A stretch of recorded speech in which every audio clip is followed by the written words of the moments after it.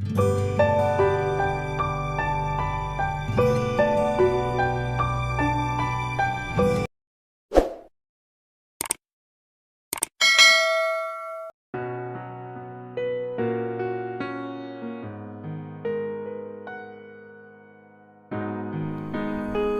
बच्चों, कैसे हो आप सब। आई होप कि अच्छे होगे,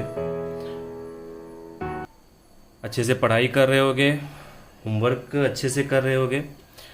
तो कल मैंने सिक्स्थ के लिए वीडियो बनाया था, मैथ्स का, अलजेब्रिक एक्सप्रेशन का। तो आज क्लास सेवेंथ के लिए, आज मैं क्लास सेवेंथ के लिए मैथ्स का वीडियो बनाऊंगा। तो आप लोगों के लिए, आप जैसे शुरू का जो भी चैप्टर है आप लोगों का, जो भी नंबर सिस्टम से रिलेटेड है, तो वो आप एट्थ के लिए जो वीडियो बनाया गया है उसे देख के सीख सकते हैं। सारा चैप्टर आपका बन जाएगा स्टार्टिंग का। तो अब आगे चलते हैं।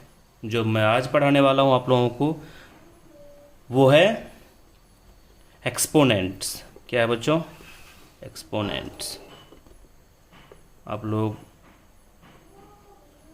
शायद पहले भी कुछ बच्चे जानते होंगे। तो चलो आज एक्सपोनेंट्स पढ़ते हैं। शुरू करते हैं। तो देखिए, अगर मैं बोलूँ, एक मैं लिख रहा हूँ 10⁻³ तो आप लोग सिक्स में पढ़े होंगे कि इसमें 10 क्या हुआ बच्चों?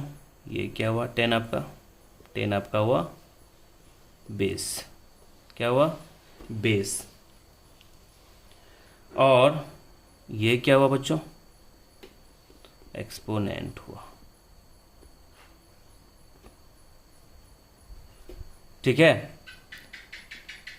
10 बेस हुआ और ये क्या हुआ? एक्सपोनेंट हुआ। इसे बोलते कैसे हैं? 10⁻³ ठीक है, 10³ भी बोलते हैं और 10⁻³ बोलते हैं। यहाँ 3 आपका एक्सपोनेंट हुआ और 10 बेस हुआ। और ये पूरा इस एक्सप्रेशन को क्या कहते हैं बच्चों? इसे हम लोग पावर कहते हैं, पावर। ठीक है,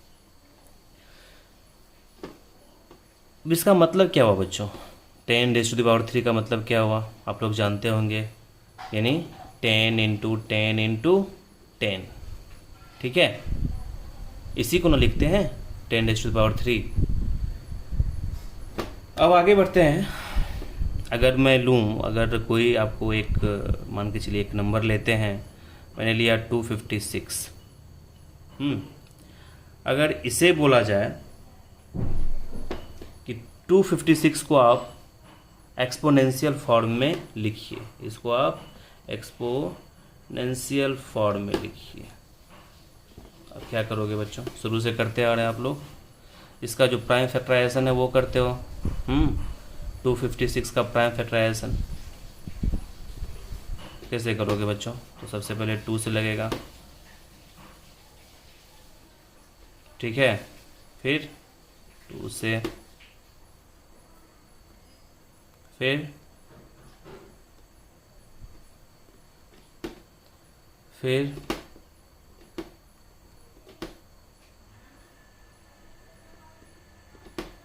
इस तरह लगाएंगे आप।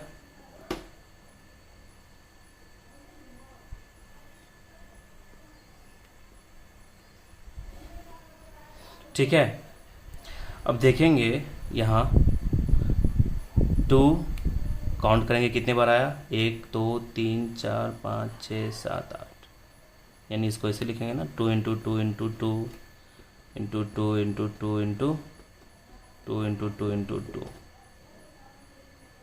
ठीक है, तो अब यही 256 को क्या बोला जा रहा था बच्चों? एक्सपोनेंशियल फॉर्म में लिखने के लिए। तो हमने जो इसका प्राइम फैक्टराइजेशन किया, उसके बाद जो आपका आया, तो इसे हम लिख सकते हैं 2⁸। यहाँ 2 क्या हो गया? बेस हो गया, और 8 क्या हो गया? आपका एक्सपोनेंट हो गया। तो ये आपका एक्सपोनेंशियल हो गया, एक्सपोनेंशियल फॉर्म हो गया 256 का। ठीक है, ठीक है बच्चों। तो अब आगे बढ़ते हैं। अब देखते हैं लॉज ऑफ एक्सपोनेंट क्या होता है। तो अब हम लोग देखते हैं बच्चों लॉज ऑफ एक्सपोनेंट्स। ठीक है, लॉज ऑफ एक्सपोनेंट्स क्या क्या होता है, कुछ नियम होते हैं एक्सपोनेंट के, हम लोग वो देखेंगे। तो सबसे पहले देखिए, पहला, अगर बेस सेम हो, बेस के बारे में तो आप जान ही गए हैं, बेस क्या होता है और एक्सपोनेंट क्या होता है। अब उसके बाद देखिए इसका जो कुछ लॉ है, अब उसको हम देखेंगे कि अगर लॉ बेस सेम हो तो पहला देखिए इसमें क्या आता है। मान के चलिए कोई a raise to the power m है into a raise to the power n है। यहाँ आप देख रहे होंगे कि आपका बेस जो है सेम है, बेस सेम है, दो पावर में लिया है जिसमें कि बेस सेम है और आपका एक्सपोनेंट डिफरेंट है। तो बेस सेम हो, एक्सपोनेंट डिफरेंट है और क्या हो रहा हो, मल्टीप्लाई हो रहा हो, तो यहाँ क्या होगा, तो यहाँ जब भी आप देखें कि बेस सेम है तो क्या करेंगे, पावर को जोड़ देंगे, जो एक्सपोनेंट होगा वो ऐड हो जाएगा। तो यहाँ तो इसे हम क्या लिखेंगे, a raise to m plus n। ठीक है, सॉरी, हाँ ठीक है, समझ गए। अगर आपका बेस सेम रहे तो क्या करेंगे, जो उसका एक्सपोनेंट होगा वो ऐड हो जाएगा। एग्जाम्पल अगर लेंगे आप, तो मैं अगर लीजिए 3 रेज़ टू पावर 2 है into 3 raise to power 3, 3 raise to the power 2, 3 raise to the power 3। तो अब देखिए यहाँ जैसा कि मैंने बताया बेस सेम है तो पावर क्या हो जाएगा बच्चों, ऐड हो जाएगा। तो यहाँ क्या होगा, 3 रेज़ टू पावर 2 प्लस 3, तो ये कितना हो जाएगा, कोई दिक्कत नहीं। अब इसके बाद देखिए, तो पहला रूल हो गया। अब नेक्स्ट देखिए क्या है, बेस सेम हो और डिवाइड हो रहा हो, बेस सेम हो और डिवाइड हो रहा हो। जैसे अगर मैं लूँ a raise to the power m divide by a raise to the power n, base देख रहे हैं आप कि बेस सेम है और जो एक्सपोनेंट है वो अलग है, और क्या हो रहा है, डिवाइड हो रहा है। तो यहाँ क्या करेंगे, यहाँ बच्चों होगा जैसे इसमें एडिशन हो रहा था तो यहाँ क्या हो जाएगा बच्चों, सब्ट्रैक्शन हो जाएगा। यहाँ हम घटा देंगे, m माइनस n कर देंगे। ठीक है, जैसे इसका अगर आप ले एग्जांपल, तो अगर मैं लूँ 5 raise to power 3 divide by 5 raise to power 2, तो यहाँ देख रहे हैं बेस सेम है, डिवाइड हो रहा है, तो पावर क्या हो जाएगा, घट जाएगा, यानी 5। यहाँ चलिए 3 माइनस 2 1 होता है, तो अगर किसी का पावर 1 रहे तो वही होता है, रिमेन रह जाता है। ठीक है, तो अब इसके बाद आगे बढ़ते हैं। तो अभी हमने देखा था कि अगर बेस सेम हो, अब आगे देखते हैं पावर ऑफ पावर। ठीक है, अब इसमें देखिए अगर मैं लूँ a raise to the power m, अगर उस पर पावर रहे n, तो अब यहाँ क्या होगा, अगर पावर पर पावर रहे तो यहाँ क्या होता है बच्चों, यहाँ दोनों मल्टीप्लाई हो जाता है। इसे क्या कर देंगे, a raise to the power m into n, तो इसे a raise to the power mn। ठीक है, ये आपका हो गया। अब इसका भी एग्जांपल आप अगर देखें तो ले लीजिए 3 raise to power 2 raise to power 3, यहाँ क्या करेंगे, मल्टीप्लाई हो जाएगा, 3 रेज़ टू द पावर 6। तो ये आपका हो गया। नेक्स्ट देखते हैं, अगर एक्सपोनेंट सेम हो, एक्सपोनेंट सेम हो तब क्या होगा। अब इसमें देखिए, अगर एक्सपोनेंट सेम हो तो इसमें पहला देखते हैं, अगर एक्सपोनेंट सेम हो, बेस डिफरेंट हो और मल्टीप्लाई हो रहा हो, जैसे अगर मैं देखूं a raise to the power m into b raise to the power m, ठीक है। तो यहाँ देख रहे हैं आप कि बेस क्या है, डिफरेंट है, और एक्सपोनेंट क्या है, सेम है। तो इस कंडीशन में क्या करते हैं बच्चों, इसमें हम क्या करते हैं, बेस को जो है मल्टीप्लाई कर देते हैं और पावर एज इट इज़ उसको हम रख देते हैं। तो यहाँ क्या हो गया, A B to the power m। अब इसी में दूसरा अगर देखें, अब इसी में अगर सेकंड देखें हम, वही आपको समझ में आ गया होगा कि एक बार अगर मल्टीप्लाई हो रहा है तो अब आगे क्या देखेंगे कि बेस अगर डिफरेंट हो, एक्सपोनेंट सेम हो और डिवाइड हो रहा हो, जैसे अगर a raise to the power m divide by b raise to the power m, तो यहाँ हम क्या करेंगे, अगर ऐसा हो रहा है बच्चों तो यहाँ करेंगे, डिवाइड हो रहा है जैसे इसमें मल्टीप्लाई हो रहा है तो हो रहा था तो क्या कर दिए, मल्टीप्लाई कर दिए। यहाँ डिवाइड हो रहा है तो क्या करेंगे बच्चों, डिवाइड कर देंगे a बाय b और पावर एज इट इज रख देंगे। तो आप समझ गए होंगे, ये कुछ एक्सपोनेंट्स के रूल्स थे, ज़्यादा कुछ है नहीं। और एक और चीज़ देख लीजिए, अगर एक्सपोनेंट जीरो हो बच्चों, अगर एक्सपोनेंट जीरो हो तब क्या करते हैं, तो ये आप याद रखें, बहुत बच्चे इसमें कंफ्यूज होते हैं। ये अगर a raise to the power zero है, a to the power zero है, तो इसे हम क्या लिखेंगे, 1। किसी भी नंबर का अगर पावर जीरो है तो वो क्या हो जाएगा, 1 हो जाएगा। बात समझ गए, ये मैं बाद में समझा दूंगा ऐसा होता क्यों है, क्यों 1 होता है। अभी आप लोग इतना याद रखो कि किसी भी नंबर का अगर पावर जीरो है, एक्सपोनेंट जीरो है, तो वो क्या होता है, 1 होता है। बहुत बच्चे कंफ्यूज होकर क्या करते हैं, पावर जीरो रहता है तो वो उसे जीरो लिख देते हैं, तो वो गलत होता है। तो ये आप समझ गए होंगे। अब नेक्स्ट अगर देखते हैं बच्चों हम, तो अगर एक्सपोनेंट नेगेटिव हो तब क्या होता है। अगर मैं लिखूँ a raise to the power minus m, तो यहाँ क्या होगा, तो यहाँ बच्चों अगर पावर नेगेटिव हो तो वहाँ हम इसका जो बेस में रहता है उसका रेसिप्रोकल लेते हैं। क्या लेते हैं, रेसिप्रोकल। अब रेसिप्रोकल समझते हैं आप बच्चों, मुझे लगता है आप लोगों को पता होगा रेसिप्रोकल क्या होता है। रेसिप्रोकल क्या होता है, किसी भी नंबर, कोई भी अगर रैशनल नंबर है या कोई भी नंबर अगर आप जैसे a लें, a का अगर रेसिप्रोकल बोला जाए तो वो इसका रेसिप्रोकल क्या हो जाएगा, 1/a। इसका रेसिप्रोकल क्या हो जाएगा, 1/a हो जाएगा। कोई भी और अगर आप रैशनल नंबर लें, कोई अगर a बाय b लें, इसका रेसिप्रोकल बोला जाए तो वो क्या हो जाएगा, b/a। यानी कि जो न्यूमरेटर में है वो डिनोमिनेटर में आ जाएगा और जो डिनोमिनेटर में है वो न्यूमरेटर में चला जाएगा। तो वही यहाँ है कि अगर एक्सपोनेंट नेगेटिव हो तो वहाँ क्या होगा, बेस का हम रेसिप्रोकल ले लेंगे, ठीक है। तो 1/a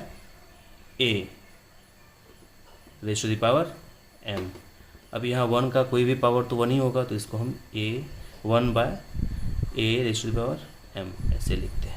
इसी तरह अगर कोई और नंबर लें आप, जैसे कि अगर a/b, अब इसका पावर लें आप -m, ठीक है। तो यहाँ क्या होगा बच्चों, तो बस अभी जैसा मैंने बताया था कि इसका बेस का रेसिप्रोकल ले लेना है। तो बेस में a/b है तो इसका रेसिप्रोकल क्या हो जाएगा, b/a, और जो पावर में नेगेटिव था, माइनस था, वो क्या होगा, हट जाएगा। तो ये आपका इसी पर सारे क्वेश्चंस हैं, इसके बाद और कुछ खास रूल है नहीं। तो आप RS अग्रवाल का जो भी इसके बाद क्वेश्चन है आप उसे बना सकते हैं, जो डाउट होगा वो आप मेरे से पूछें, और जहाँ कन्फ्यूजन हो मैसेज करें, कमेंट करें, वो मैं बताऊंगा, उसे क्लियर करूंगा। अब कुछ एग्जांपल्स देख लेते हैं, जैसे कि आपके बुक में किस तरह के क्वेश्चन रहेंगे वो हम लोग देखते हैं। मैं एक क्वेश्चन लेता हूँ।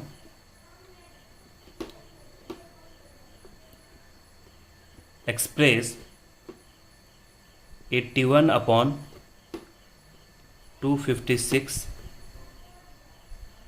81 upon 256 in the exponential form. इसको जो है एक्सपोनेंशियल फॉर्म में आपको लिखना है, तो कैसे लिखेंगे? बताया था शुरू में ही एक्सपोनेंशियल फॉर्म कैसे लिखते हैं। तो अब देखिए, सबसे पहले तो हम इसका दोनों का प्राइम फैक्टराइजेशन करेंगे।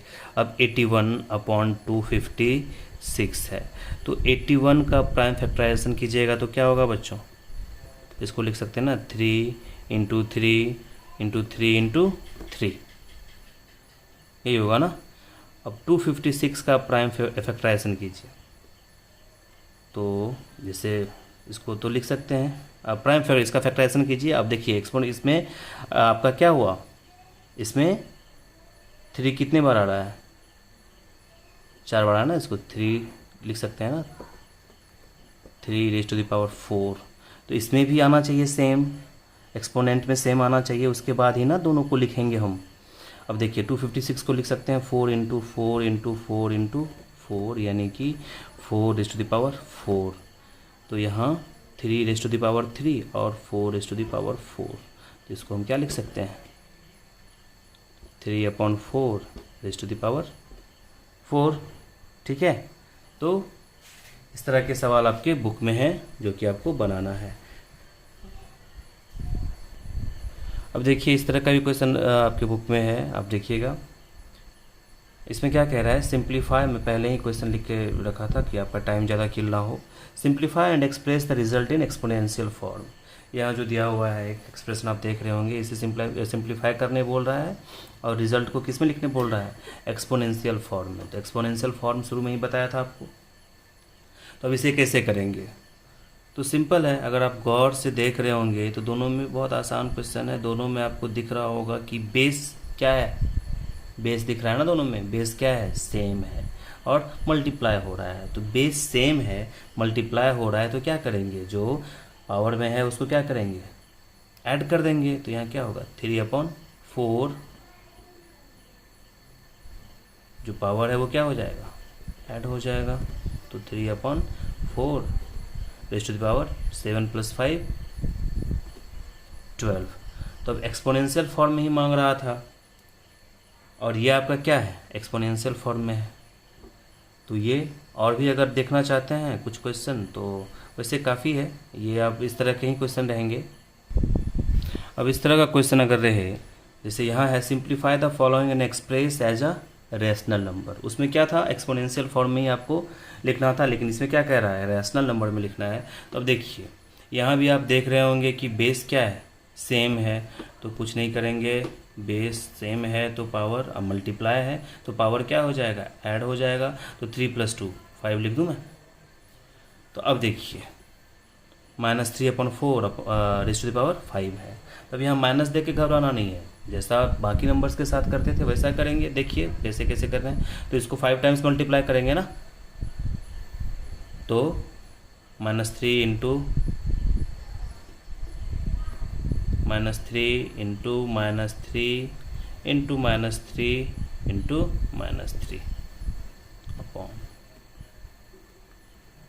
बहुत बच्चे क्या करते हैं, अगर पावर देखिए, ये जो पावर है होल पर है, यानी इस पूरे पर पावर है, ऐसा नहीं है कि सिर्फ 3 पर है या 4 पर है। बहुत बच्चे इसमें कंफ्यूज रहते हैं। अगर पावर होल पर पावर है तो बच्चे बहुत क्या करते हैं, पावर यहाँ देखते हैं, बस 3 पर पावर ये सोच के सॉल्व कर देते हैं और यहाँ नीचे जो डिनोमिनेटर में है उसको छोड़ देते हैं। ये पावर होल पर है, मतलब न्यूमरेटर डिनोमिनेटर दोनों पर है, पूरे पर पावर है। तो बाकी देखिए 4 इंटू 4 इंटू 4 इंटू 4 इंटू 4, ठीक है।